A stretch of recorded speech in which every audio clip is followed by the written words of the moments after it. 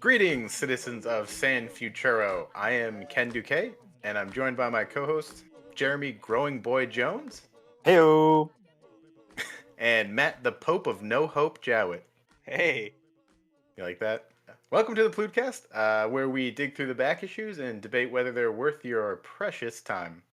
This episode is episode 4, where we look at the Collected Marshal Law Deluxe Edition. We're only talking about the original Fear and Loathing 6-issue run. But, Matt, what have you been doing? What have you been getting your sticky fingers into?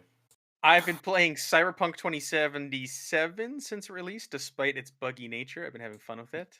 You've only been playing Cyberpunk 2076. No one else told you that they're already on 2077. Right? Wait. So that's been fun. What have I been reading? I have been reading. Oh, I started reading and I stopped to jump into this for this episode. The Frank Miller RoboCop, the second and third movie scripts that were never made into films, the comic book adaptations of those. And brutal. I'm still on RoboCop 2, but it's pretty crazy. It's pretty wacky so far. Wacky is a good way to put it. That wacky Frank Miller goodness. Frank Miller. He did a fantastic drawing of Spider-Man recently.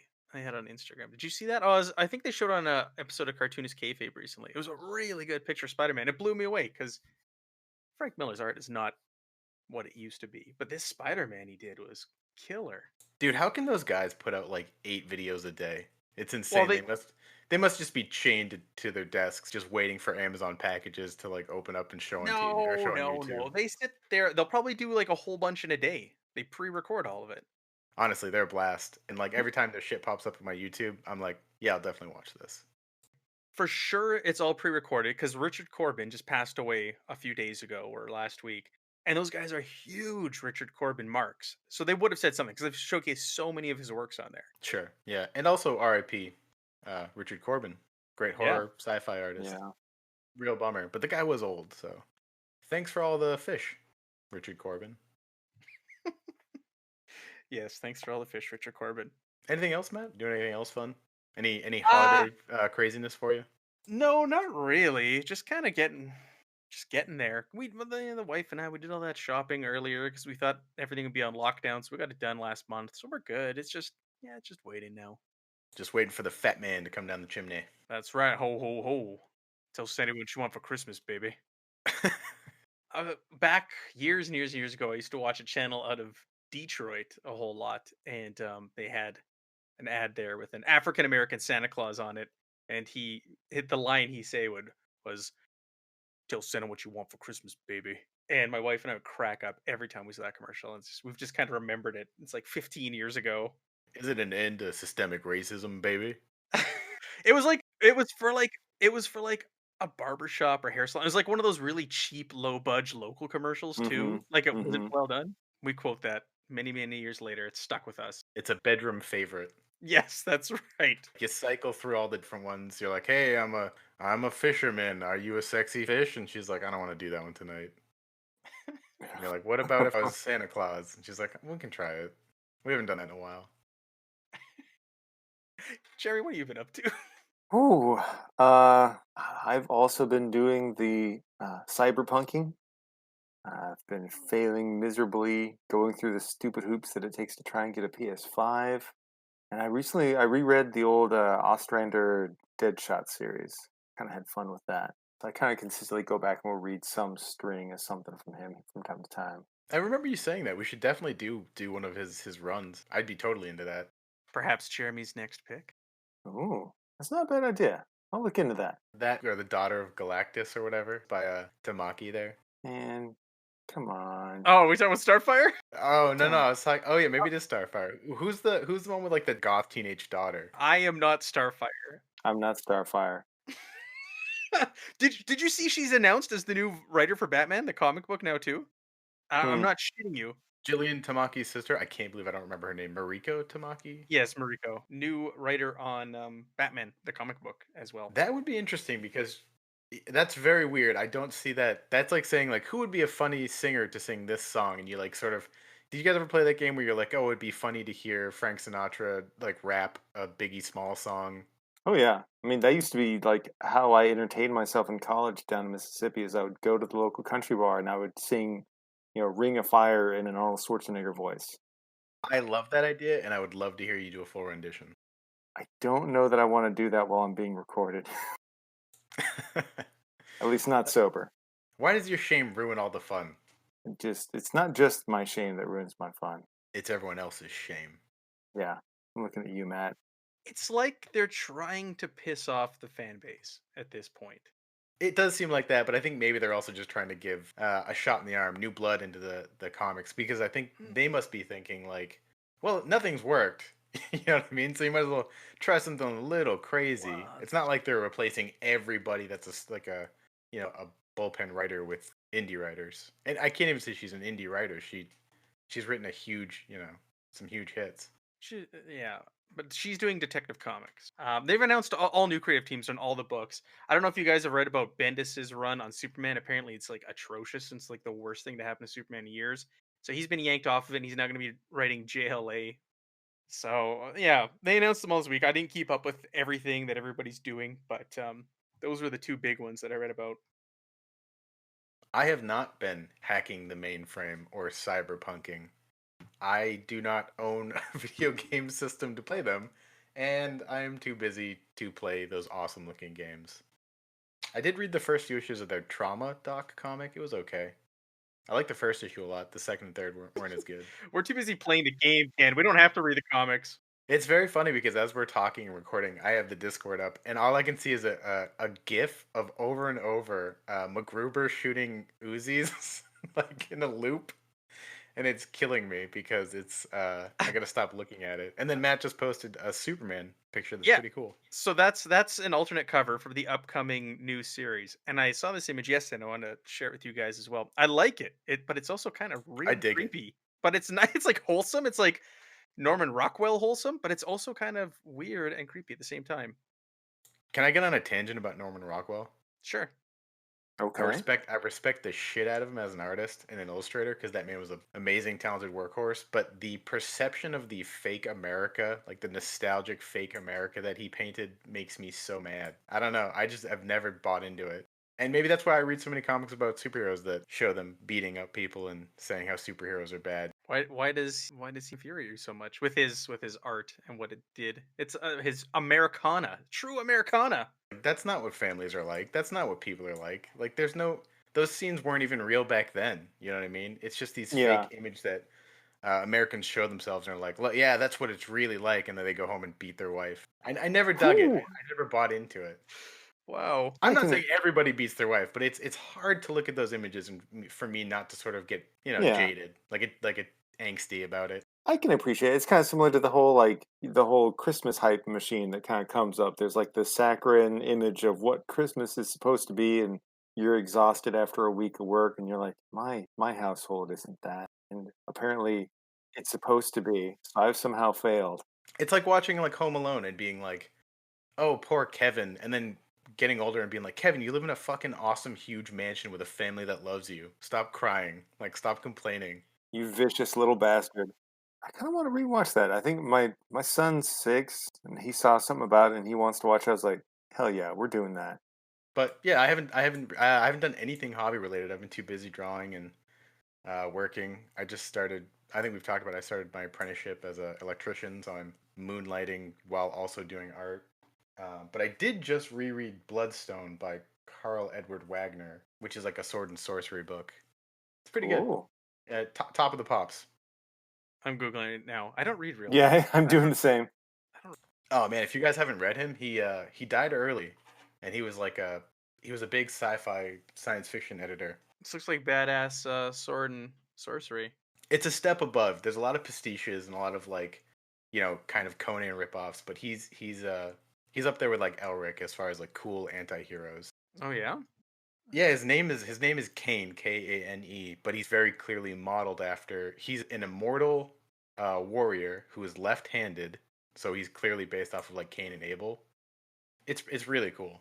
All Interesting. right. Yeah. That sounds like something I would love. Yeah, Jeremy, I know you like, and Matt too. I mean, all of us like westerns. It's almost like if Sergio Leone or Sam Peckinpah did like a fantasy book. Tough, very like, whatever you can take by your own hands is yours and you deserve it. Morality is almost like non-existent to him. It's just entirely based on what you can take with your own two hands. But I see it. uh, You can get it. Yeah, Kindle is like the easiest way to get it. Otherwise, yeah, on Yeah. Amazon if you get used copies, they're through the roof or something. That's why I went to the used bookstore the other day. I was looking for a novelization of the movie Outland because there's apparently a whole bunch of stuff in there that wasn't in the movie. So one sought it out, and lucky enough, they had one at one of the two locations. yeah, I've been hearing so much about that lately, which is wild because I remember watching it and being like, yeah, this is pretty good like years ago, and then people are just like, I keep hearing people that are sort of in the sphere of comics and movies being like, oh, Outland, and it's like, why is this keep coming up? I wonder. It's a true cult classic, but it seems to be finding an audience now. Maybe it's come up a lot more since Sean Connery died in the last few weeks, to be honest. And people talk about Oh, his good call. I movies didn't think of that. Yeah, good call. Hmm. because it is a great performance. He's really good in it. And speaking of westerns, like it's high noon. It's high noon in space. Like that is the plot. It feels a lot like Alien, like in the same like vein as Alien. And that's why it came up Hmm. there in conversation there on the Free League channel the other day. We spoke about how you could like integrate elements of Outland into your Alien game, and essentially it is Alien. Like the technology, the look, the feel. A lot of the same people who worked on it worked on Alien. Um, it's just Alien without xenomorphs. You could easily also transplant them into that movie seamlessly. So I finished watching Watchmen. Speaking of shows, it was good. Watchmen was good. The TV show. Yeah, it was. I just didn't understand how all of a sudden Hooded Justice ended up in a relationship with the other dude, like out of nowhere, when there was no signs that what was the name of the other superhero? It was the only thing I was scratching my head. I was like, where did this come from? It's with an Metropolis. Is that it, Captain Metropolis? But there's like no signs leading to it. I was like, oh, this is okay. I didn't see this coming. I've been completely conditioned by television and books and movies where if two people are attracted to each Hmm. other and the next scene they bang, I completely buy it. Like I'm like, yep, that's how it works. Okay, that was the only thing I was like, oh, Yeah. this is. I didn't see this coming, but it was good. It's not like it ruined it for me or anything. It was just out of left field. But it was an excellent show. Very well done, very well written, and I thoroughly enjoyed it. Agreed. I loved every bit of it, which I agree. I think we mentioned earlier, like we kind of almost don't want a second season. Hmm. I want to just leave it there. Oh, it's just like Serenity and Firefly for me. I don't want anything else. It's Yeah, perfect to me. leave it alone. Yeah. You guys thought that they're like, oh, we're bringing back Firefly, and everybody was like, we don't care, and no one wants it. Go away. There is so many references to the comic book. Holy It was so good. shit! Like I was sitting there watching with my wife, and I'm just like, "That's from the comic. That's from the comic. That's from this. That's from that." And it's just like the nods to people who had read the source material is insane in that show. And they went full squid, and it worked. Whereas the movie didn't go full squid. Yeah, I mean, honestly, that's one of my main gripes with the movie because the movie, honestly, for me, is better than I expected. Yeah, Um, hard agree. It's not a popular opinion, but but I do agree that it completely undercuts the point of like my main thing I don't like about the movie is Ozymandias for the most part, and not using the squid because yeah, Doctor Manhattan is clearly associated with America. So if he's the one that did it, it doesn't work because everybody's going to blame America. It doesn't work. It needs to be an outside threat. that's a good point. I never thought about that. I agree. I love like the whole aspect of like the PTSD for people who like survived the squid attack and all that. Oh, it's so Mm-hmm. good. Mm-hmm. There's so much there. And so much better handled than like fucking the Avengers, where people disappear and they just turn it into like a silly one scene joke where they're like, "Oh, I miss all my friends," and then they like walk out of the room, like the AA Yeah, meeting the room. Alcoholics Anonymous. Yeah, no, that's a good point. That's a good point. Guy was buying security systems that really did nothing just to give him that false sense of hope and security that, if the alien squids came back again, he'd be prepared. Even Don Johnson. Dude, he's had a renaissance ever since he decided to be in what was that movie? Like Dragged Across Concrete or whatever. Yeah. Like the movie with Vince Vaughn there. I was like, oh, he's back, Oh man. Like yeah. he's back to doing like gritty genre movies, and I'm wicked into it. It was funny. I was like, my wife's like, oh, he's in this? And I was like, yeah. She's like, what show was he from? I was like, Miami Vice. She was like, no, Nash Bridges. And I was like, oh, Cheech and Chong there wearing like angel wings. Like now that I was his do. character. Yeah. So weird. Let's get started. Sorry. I just feel like, you know. It's all right. You can That's cut all that. right. You can cut that, Ken. Or leave Yeah, it I'm gonna in. cut I'm gonna cut you know what I'm gonna do is cut all of it and just start. That's fine. That's up to you. It's just good chatting with this stuff about you guys. It's fun. We also watched. Side note before we go in, I also finished watching The Queen's Gambit last night on Netflix. Fantastic. You guys should both watch it. Yeah, it was really good, right? So good. Anna Taylor-Joy is like her face is so mesmerizing because it's just on the cusp of being like alien but also being beautiful. I agree, Matt. All right, now let's dive in.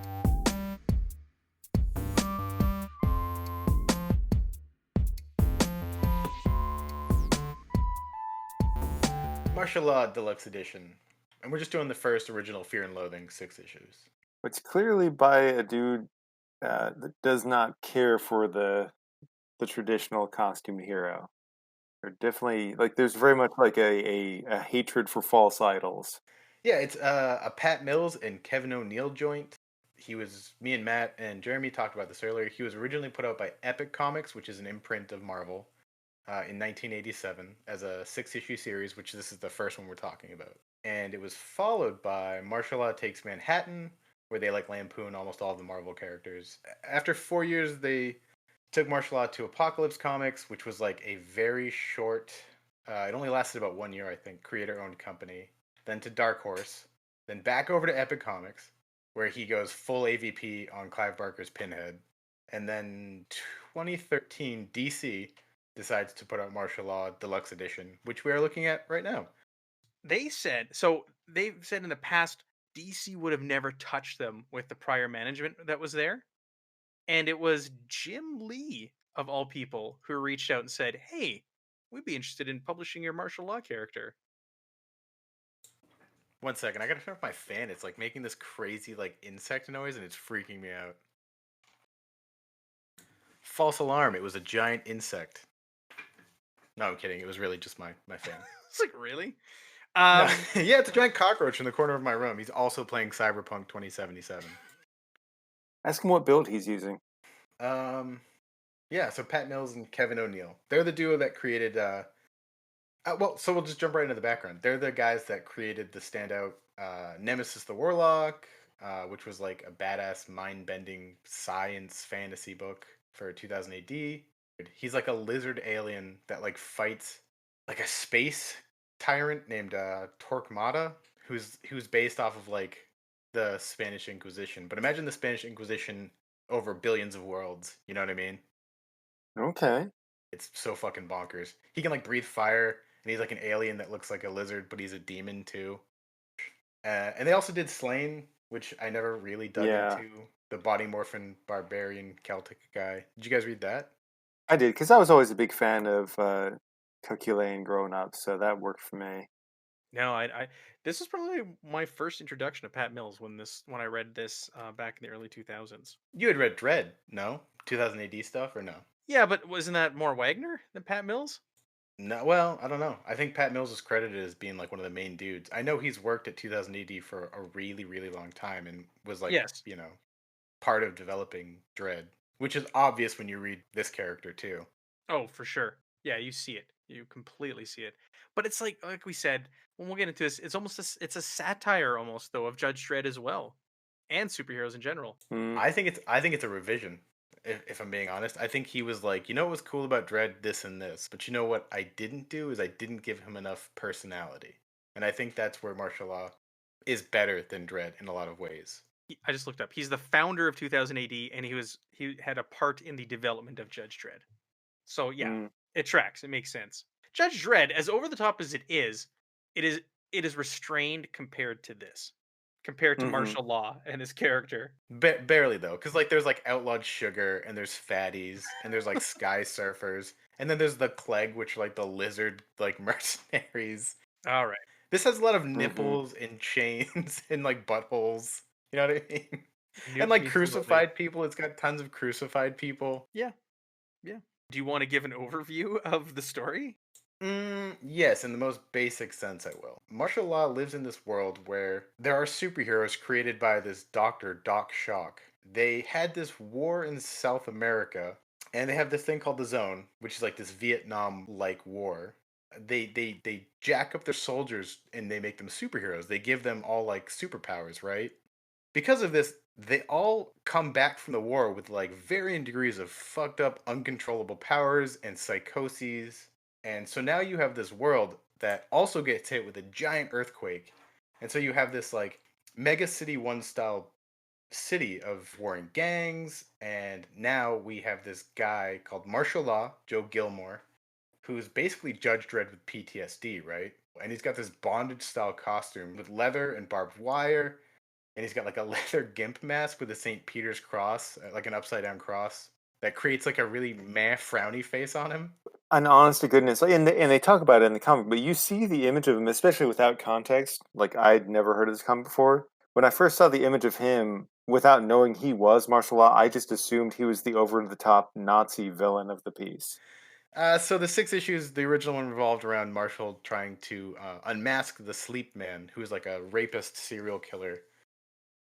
That is the long and short of it. And as he's searching for Sleep Man, you sort of get an inside look into Marshall's like state of mind and the world he lives in, and it's nuts.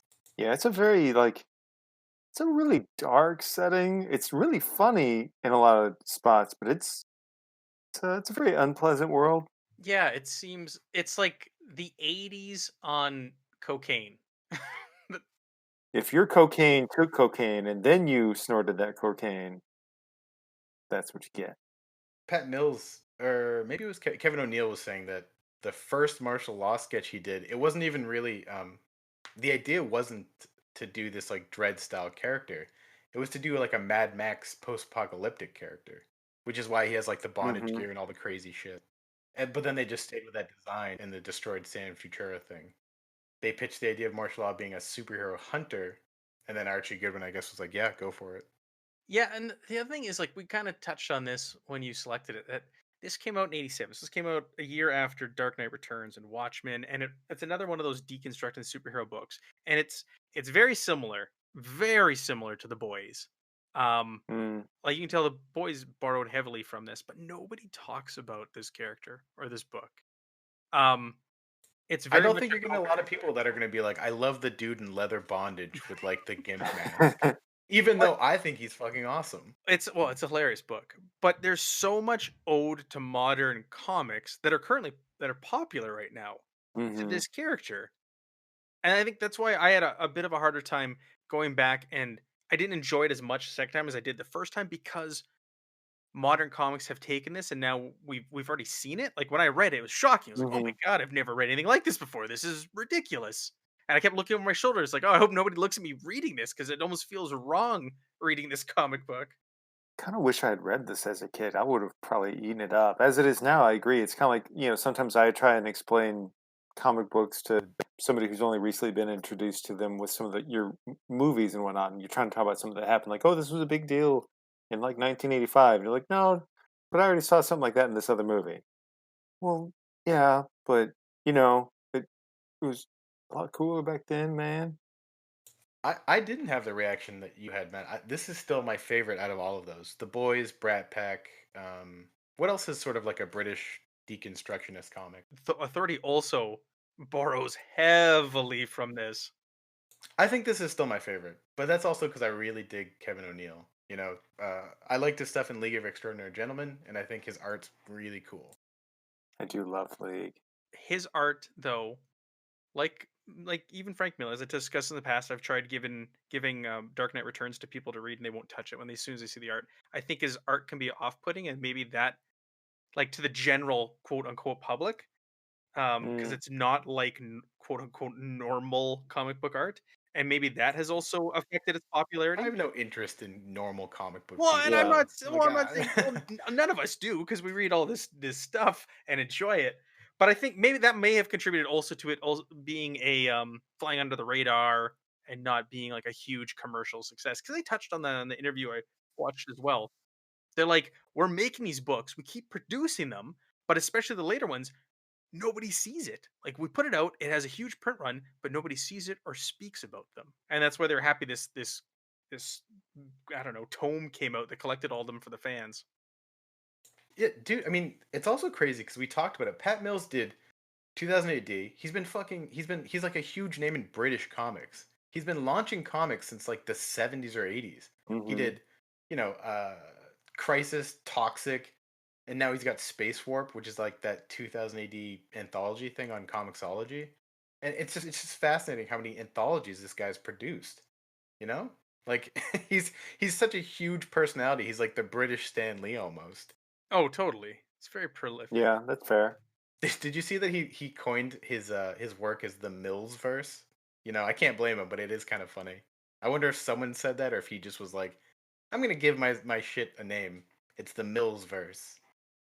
Hmm. You know, we have the Miller verse, the Buffy verse, the Snyder verse. I guess he decided it was time to jump on the train. Yeah, he's an interesting character, that's for sure. Uh, what's the name of that 2080 documentary? Future Shock. Future Shock. Watch that. If you want to know who Pat Mills is and you're not familiar with him, watch Future Shock. It's a good watch, anyways, regardless. He has some really cool stories about coming up in like the boys and girls comics of like the 70s and 80s, like talking about like all the relationship comics. It's pretty interesting. He's definitely a dude that just like is a workhorse. But this is him like unleashed. This is him and Kevin O'Neill just having a blast together. Yeah, everything about it is over the top. We talked about the art a little bit. I kind of love the like extremely exaggerated style. I will say, like, I will confess, like, for me, like, it was a little bit of a slow burn to kind of get me into it.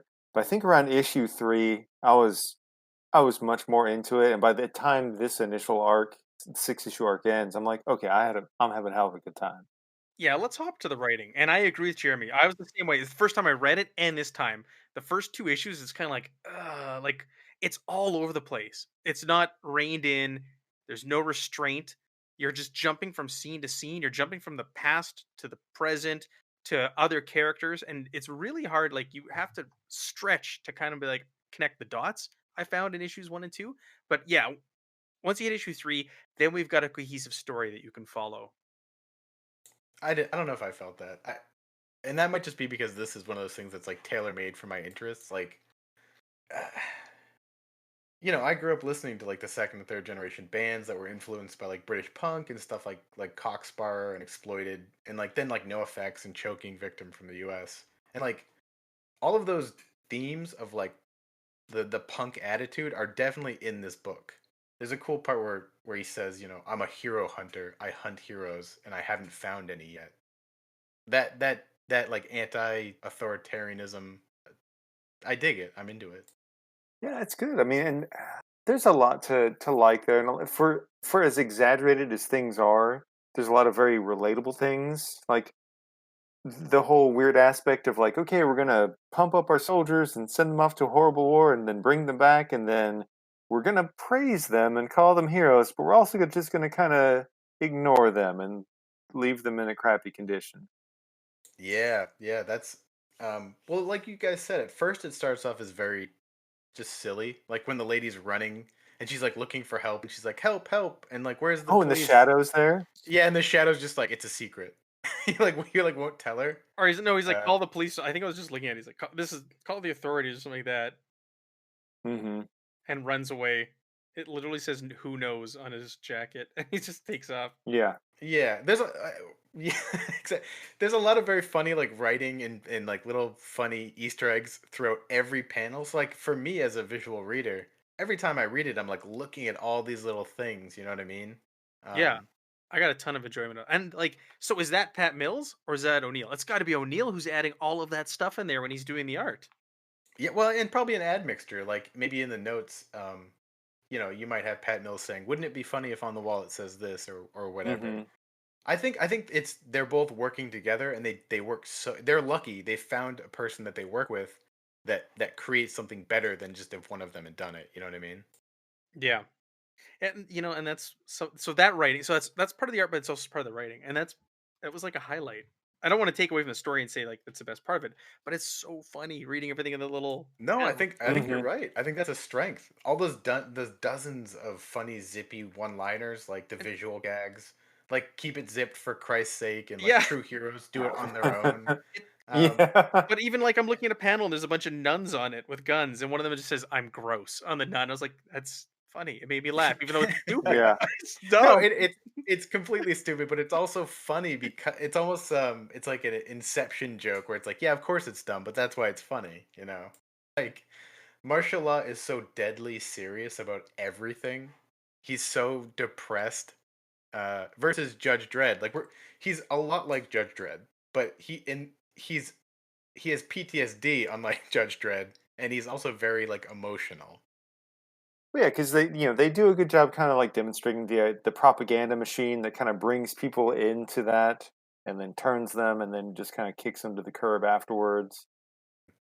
And like Vietnam vets that came home and created outlaw motorcycle gangs, we now have these superhero gangs that fight each other in the streets. And when they draw it, it's so funny because there's so many dead superheroes that there's literally every scene, masks and bodies all over the place, just in the streets, like dead, decomposing.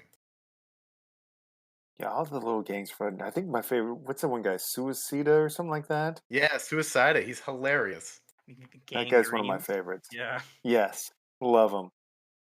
I think, is he like the most successful recurring guy? He comes back in every one. No, In He the does. he doesn't he die in the Batman one? No, I think he's there like at the very end. Dude, it Uh, shows him getting arrested and beat up all the time, and then he Oh just comes yeah, he back. doesn't die. I'm just looking at it now. He gets beat up in the sewers by Marshal Law. Oh yeah, and I'm flipping later on. Yeah, he totally comes back and everything. Later in the comics, he has like a kid, and his kid's like this disgusting little normal baby, and he's like such a shitty father. It's so funny. Like his wife is like this punked out mohawk lady with like just wearing like a fishnet shirt, and she's like smoking with her baby. yeah. But weirdly enough, like it's easy to buy him. Like for as over the top as he is, it's like, okay, yeah, I get this guy. Like I keep saying that martial law really is just dread with feelings, but he is like this guilt-ridden, sad, grumpy dude that just can't get over every bad thing that's happened to him. Just flipping through it here. The end, I also thought it was kind of it was interesting because this came out in the late '80s. The end, Public Spirit ends up like taking roids, and he's like super huge and jacked, and he's almost like a caricature of superheroes. Mm-hmm. And that's exactly what superheroes become in the next few years in the '90s. These huge, Yeah. massive hunks of muscle walking around, unrealistic proportions of anatomy, and that's what he fights at the end of this book. And it's a precursor to to where superheroes go. I thought that was really really interesting. That's a very good point. I didn't think about that, but you're right because that is where we end up. Is we end up with this like almost 6 or 7 years later, we get the Image guys, and that becomes like the thing, right? Like all the Mm-hmm. superheroes have to be these jacked up, crazy, extreme versions of themselves. But there's no, but they mean it. They're playing it completely straight. Yeah, they thought it was cool, and well, and so did we, the comic buying public at the time. We like, yeah, this is how we want our heroes.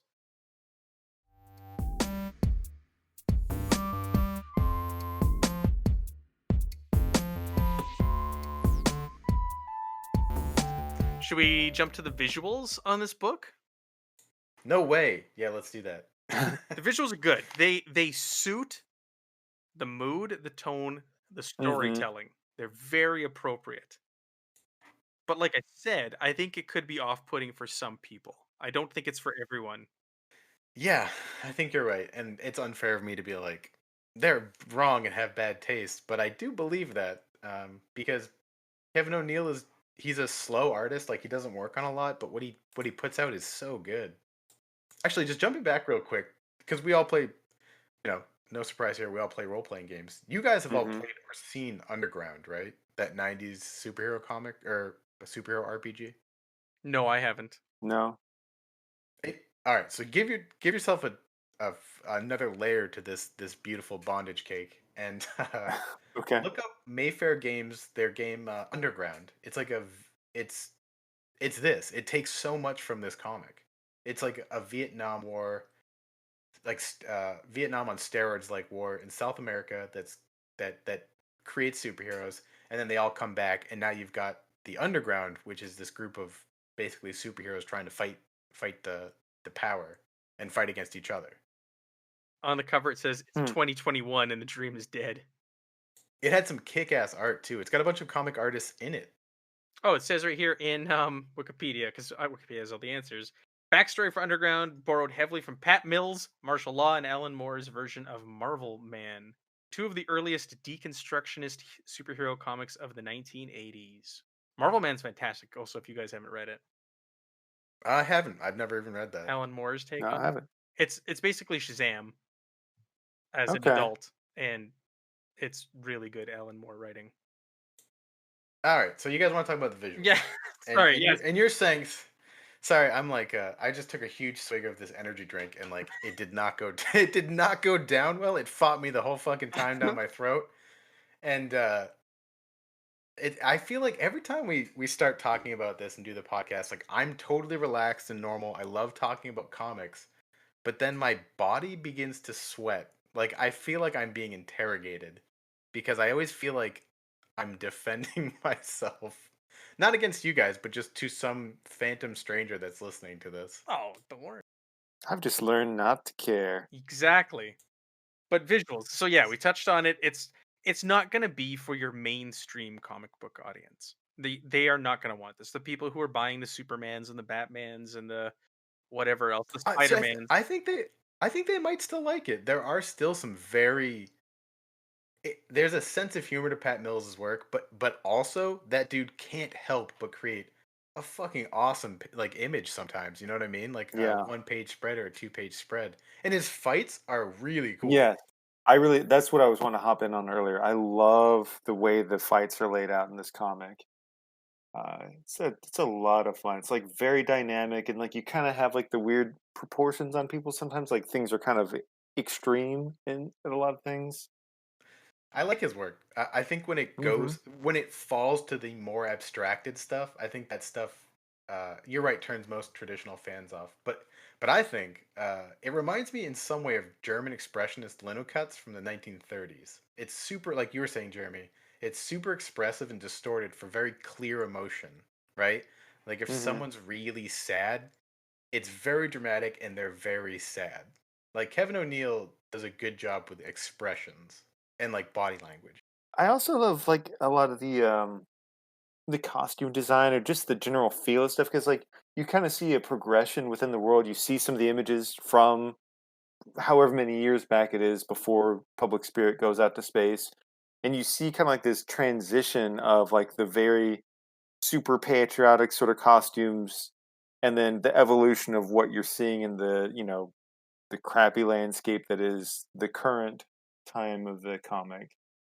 Yeah, it's almost like you're watching the Golden Age sort of get this gross patina on it, right? Like Hmm. you've got the public spirit, but then you've also like people start wearing skimpier clothing, and then all of a sudden they've got a star on their nipples. Hmm. Did you guys notice that San Futuro really is just like a Mega City 1? Pat Mills was like, Yes, we're just making this. I wonder what the British obsession is with like these conurbations that are just massive, gross cesspits. Metropolis. Yeah. No, 100%. Yeah. It was Mega City one. Except more run down, maybe. I don't know. It almost looks like a war zone in most places that you go to. Yeah, it makes sense that it would be. Yeah. Well, I mean, at one point, the dude who's kind of like a police chief is probably a lazy term for it, but he at one point just admits he's like, you know what? We're just paying to have this one vigilante running around because we don't really care, and having you run around at least gives the perception that somebody's doing something. And he's so good at his job, right? Isn't his He's just taking people out. his Yeah. power is that he lies and he lies well? Do we have anything else to say about the visuals? Yeah, real quick. I like that all of the weapons that everyone has, they morph with like what they need to be. Like they all have personalities. So like if someone shoots their gun, it will have a phrase on it that is like pithy comment that's sort of stupid. You know, something you'd scribble on like a Mm-hmm. bathroom wall, where it's like, take all 6 inches or something like that. Or his sledgehammer that says the buck stops here. Was it or the scene where he was the one character's offered the two mothers and one of them was an iron mother and there's a big hole in her stomach and it says womb with a view? I don't know. It's just Yes. dumb, Oh but it Yeah. makes me man. laugh. It makes solar Yeah. face. It's like this is stupid and sophomoric like you said, but it's funny. Oh, and Sleep Man. Sleep Man looked just like Griffin from Berserk, the Kentaro Miura comic, Yeah. the manga. Kind of Manga. that Phantom of the Paradise sort of. It's a little guy. He does the voice of the penguin on the Batman cartoon. Yeah. That little guy. His character's name is Swan, Paul Williams. Oh man, Paul Williams. He's a delight. Did you know the city I grew up in, Phantom Paradise was like a cult hit. It was the number one movie for like a full year.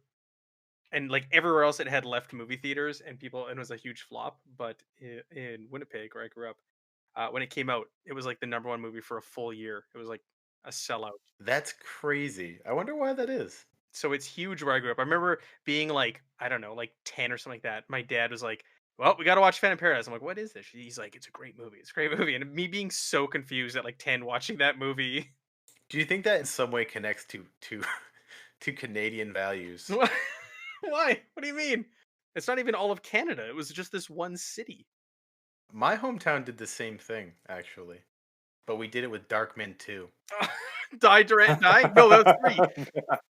Something's Revenge. Was it the Durant guy. Revenge? Yeah. I think Durant's Revenge is 3 and Die Darkman Die is 2. Yeah. We should do those movies. Oh, I would. I have Those are. them. Honestly, yeah.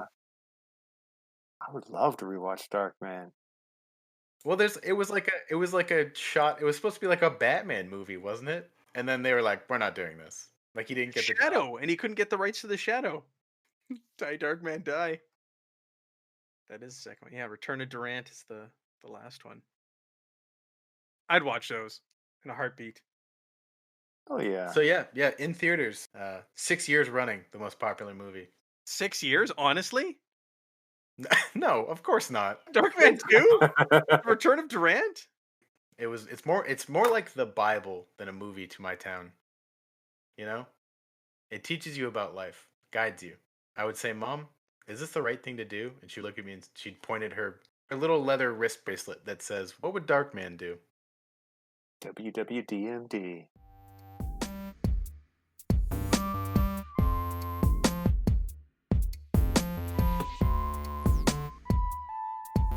Marshal Law. What are we in? Are we in the closing thoughts? Is that where we are? The themes. Oh, the themes. I think we've touched on the themes throughout this, even in the beginning. And when we're talking about the background, I think we touched on the themes. It's really grounded and sad and gritty, watching Sleep Man do what he's doing. And then, a few pages later, you have, what is his name? Hitler Hernandez drop kicking a kid to a different state. And you're like, what the hell? It's so funny. Yeah.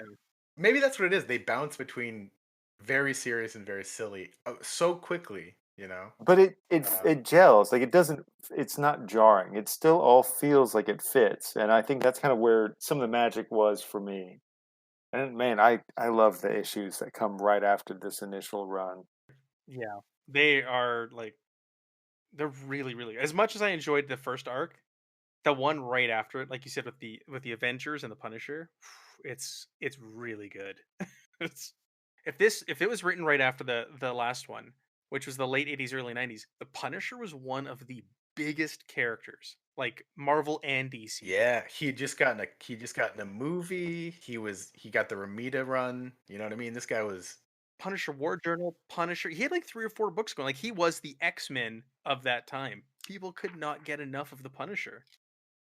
What's most interesting about this book is like that I said a little bit the punk zeitgeist with those 2000 AD and Brit Invasion guys like Brian Boland and Steve Dillon. It was the same zeitgeist that was like infecting Games Workshop in the creative sphere. Incredibly creative and talented that realize that they can form together to make this like money Voltron and they just have fun for a couple of years and just burn as brightly as they can. Fuck the milk and cookies American superheroes. Like they were like, that's not. It's the same thing we were just talking about Norman Rockwell. It's Yeah. like this isn't real. You know what I mean? Like this isn't the reality that we're seeing.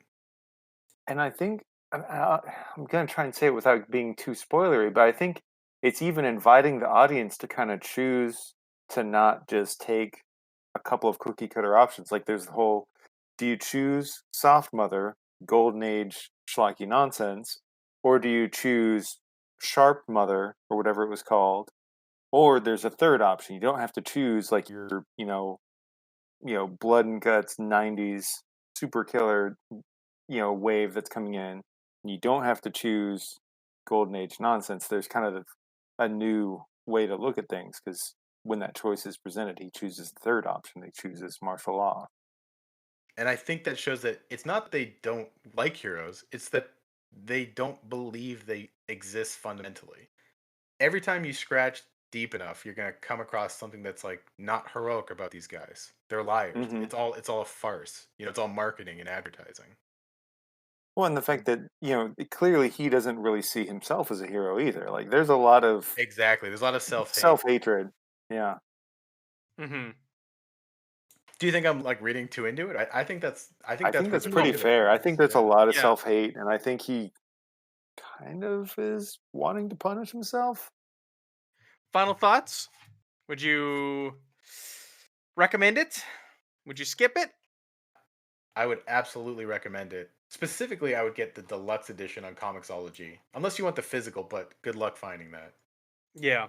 No, I also would recommend it, especially if you're a fan of the boys and you want to see the roots of where that book came from. Read Marshal Law. And when you're reading it, keep in mind that this is like late 80s that you're reading, which is like full of ultra violence, language, nudity, all these things. It was being done. It was being done. The boys isn't the first to do it. Deconstruct the superheroes and all this other stuff. Someone was doing it way back in the late 80s. Yeah, I have to agree 100%. I loved it, and I only continued to love it even more. Like I read through the first six, immediately just jumped straight into the next couple of stories, and a very pleasant surprise, honestly. Like I remember seeing at one point there was an image of like some guy that totally looks like the mutant leader that Batman fights in Dark Knight Returns. And I don't think that's by accident. And I immediately I knew where this was grounded, kind of like what the spirit was. Like right before that kid gets punted, I love that there's some dude. Is his name Kane? Maybe, I don't know. The redheaded dude who basically comes to the little boy and he's like, they were killed by muggers. You'll need to grow up to be a superhero to avenge them. Like, Yes. just like what an evil bastard it would be to like go to some traumatized child and basically try to like imprint the Batman backstory onto them. And there's like all this thing where it's clear that they kind of like publicly espouse some sort of ideal, and you consistently see what is publicly espoused as the ideal and what people say that they're following, and then you see the extremes to which that's been twisted. And Helps solidify my belief that it comes from some, Thatcherism British attitude of like, do this thing, but do whatever you want in private. mm-hmm. Matt, what the fuck? Muted? What's going on here? I I weighed in on it already, but I do like your British thing where it's like act proper in public, yeah, but at home you can do whatever. It's very You can, true. you can finger bang your dog. Oh, No, if no one's looking. Whoa. that's a little extreme. Is it extreme? Yes. No, I'm really. Is it? Is it? Should I not Yeah. do that? Oh, Yes. Oh, buddy. this wasn't a podcast. This was a Intervention. yeah. All right. All right. Wrap it up, kid. All right, I'd like to plug my website, poundpuppies.com. No. Damn it. I tried to get through this without being weird. I couldn't do it. Did you? That's okay. Honestly, I feel like you're allowed to be a little weird. Like we've kind of all been influenced by this comic, which is full of weird. That's another thing too. I think this sense of humor is much more 2020 than it is 1980, or at least it's like right in line. It is. But it is 8 days before Christmas. This is our December episode. So everybody have happy holidays and a Merry Christmas. I'm gonna eat too much food, have a couple drinks, watch my kids open a bunch of presents. Good time. All right. You guys have anything to plug? I want to plug the eggnog is disgusting. What, Jeremy? Whoa, whoa, whoa.